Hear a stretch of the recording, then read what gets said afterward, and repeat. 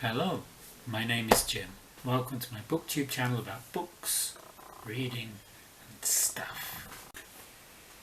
In this video I'm going to be doing the Booktube Belgium tag. This was created by Anne Novella. Her name for it was the Frites and Mayo tag. Frites and Mayo, fries and mayonnaise is very typically associated with Belgium. She didn't do one city, she did several cities in Belgium. Each city is connected to a prompt, and I'll link to her original video in the show notes below. First prompt: Bruges. What book is too perfect to grasp you, to hook you, I guess? For me, this would be The Remains of the Day by Ishiguro. It's beautifully written, but for me, I found the story a bit boring. It's about a butler and it's about a housekeeper in this household in the 1930s, and they could have a romantic relationship, but the butler is too focused on his job or his profession, and he's not revealing his emotions. It's a very intriguing character study, but I found it a bit boring. It was a bit too perfect for me. Prompt number 2, Ghent. Who is your favourite antagonist or rebel? And like Anne, I'm going to go with Patricia Highsmith and choose the talented Mr. Ripley. Mr. Ripley is a very intriguing character. We're rooting for him even though he is the murderer. Prompt number 3, Antwerp, Antwerpen or Anvers. This was the city I visited for my second honeymoon. It's the diamond capital of the world. The prompt is: a book everyone raves about, but you don't like it at all. And for this, I would choose The Fault in Our Stars by John Green. A lot of my students, particularly teenage students, they really love this book, and they love the film. For me, I find John Green's characters always seem very samey, and I'm not particularly interested in the development. This is about a girl with cancer and a boy with cancer and their relationship. They're both teenagers. This is a YA book, and it's very popular in the YA genre. It's sold millions of copies, but it doesn't do anything for me. Prompt number 4, Ostend. What book tells a very passionate love story?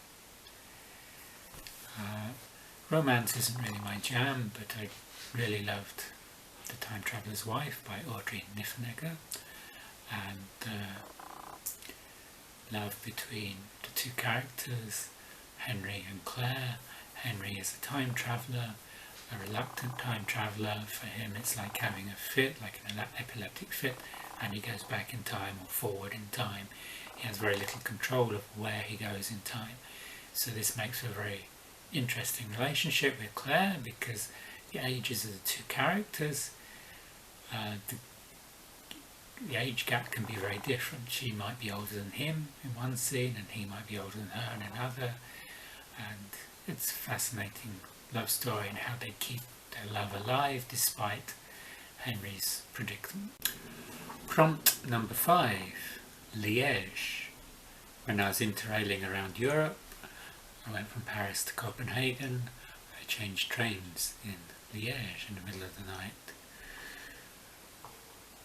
What is your favourite book about trains, train travel or stations? Again, I'll go with the same answer that Anne gave. Strangers on a Train by Patricia Highsmith. It's about these two men who meet on a train, and one has this idea that if they kill somebody the other one wants to kill, that the police will never be able to catch them because they won't be able to link the motive with the murder. And this was made into a film by Alfred Hitchcock. It's a great book, and it's a great film too. Prompt number 6, Charleroi. On what book did you change your mind after a reread? I can't really answer that because I haven't reread many books. This month I have East of Eden on my TBR, which will be a reread. It'll be interesting to see if I like it as much now as I did when I first read it 30 years ago. I need to reread more. Prompt number 7, Bouillon. What book about religion or with a religious theme did you really like? This will be a religious book, John Bunyan's Pilgrim's Progress. I read that when I was a practicing Christian, which is not something I am at the moment. But I really like the story of his struggles and finally going through the river of death to reach the eternal city. Prompt number 8, Ypres. In English we called it Ypres, but Ypres was the site of one of the bloodiest battles in the First World War. A lot of soldiers were needlessly killed. First World War was just a racket, really. Some people who had shares in arms companies did very well, but it was terrible for most people to live through it. There are lots of anti-war books. The ones that spring to mind immediately are like Slaughterhouse 5 by Kurt Vonnegut, Catch-22 by Joseph Heller. I almost forgot his name then. The first was The Red Badge of Courage, set in the American Civil War by Stephen Crane, where the protagonist was running away from the war because he was scared. It was a fantastic book.